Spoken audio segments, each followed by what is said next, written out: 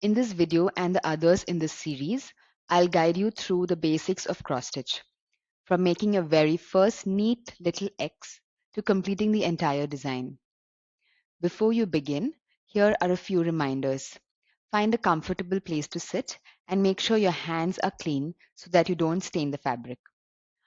Cross stitch is a simple embroidery technique where you can create small X-shaped stitches on a grid fabric to form a pattern or a design. It's just one stitch repeated throughout.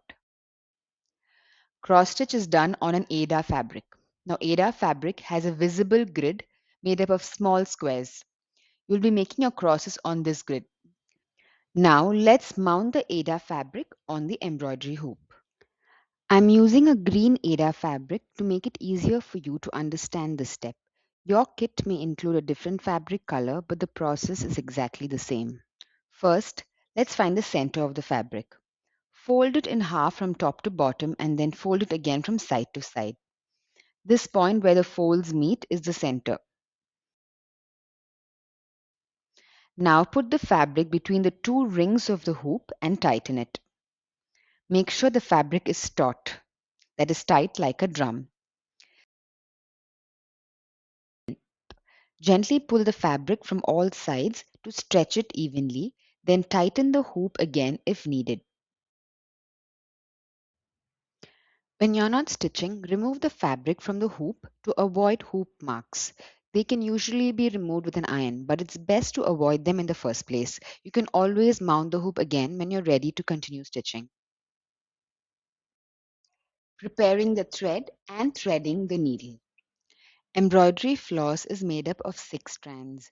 Before you begin, cut a length of floss approximately 35 to 40 centimeters long.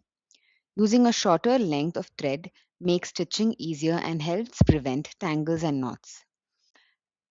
Now you will need to separate the strands and use only the numbers specified in your kit instructions. Please read all the instructions included in your kit very carefully, as this will tell you exactly how many strands to use for your specific kit.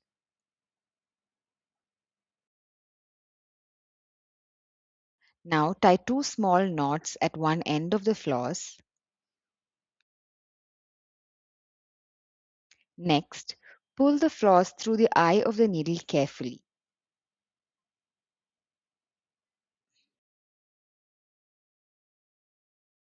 Your embroidery floss should look like this. The longer side has the knot and the shorter side is free. So let's begin. I'll show you how to make one cross inside a single square on the Aida fabric. To start, bring your needle up from one corner of one square. Now go diagonally down into the opposite corner of that square. This is a half stitch. Now bring the needle back up from the top empty corner of the same square. Now go down diagonally into the bottom corner of the same square to finish your cross. And that's it. You've made one cross or an X. The entire design is simply made of these little X's or crosses. So let me make another one so you can see it. If you are stitching multiple crosses in a row, you have two options. You can complete each X one at a time, like I'm doing here, or you can do all the half stitches across a particular section like you see me doing here on this row.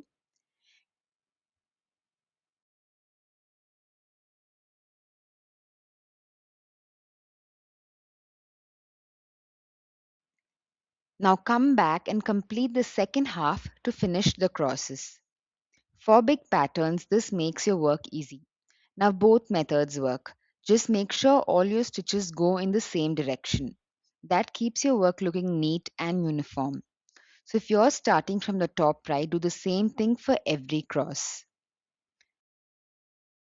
Now if you're a beginner, you might find that the thread keeps slipping out of the needle while you stitch. This is completely normal in the beginning.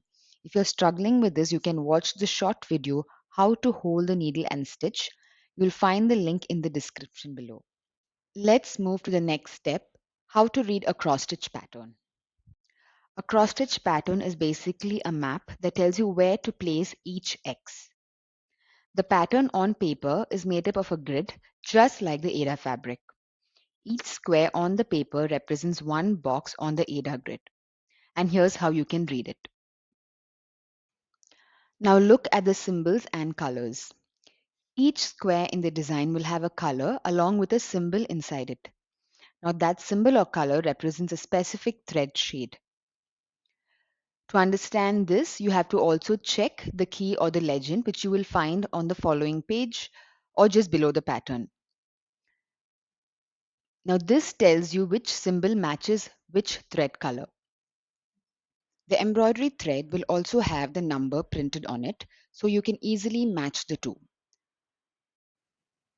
For example, in this pattern, the heart symbol inside the green squares represents shade 861. Now this means you need to find the embroidery floss labeled 861 and use it to stitch every green square marked with the heart symbol on the pattern. Now take the hoop where you marked the center earlier and begin stitching from that point. The center of the pattern is also marked as most patterns clearly indicate the middle of the design. Look for two arrows, one along the horizontal line and one along the vertical line. The point where these two lines intersect is the center of the pattern. Cross stitch is all about counting squares. Once you've identified the center of your fabric and pattern, you can use it as your point of reference and begin stitching. In this example here, there are 4 stitches next to the center point on the pattern. So I'll count these squares from the center and stitch those 4 crosses onto the fabric.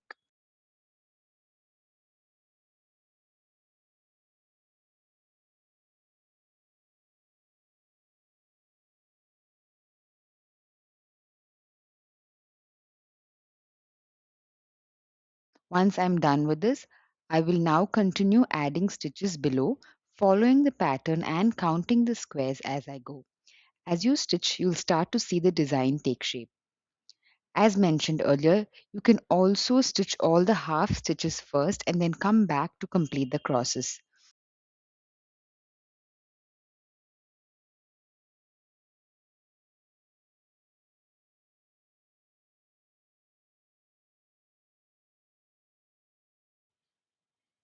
Now here you can see that this small section of the flower is complete. If you run out of thread, secure it neatly at the back. You can pass it under an existing stitch to hold it in place, but make sure to do this neatly so that you can avoid any bumps. Once you've secured the thread, cut the extra floss and pick up the next set of floss.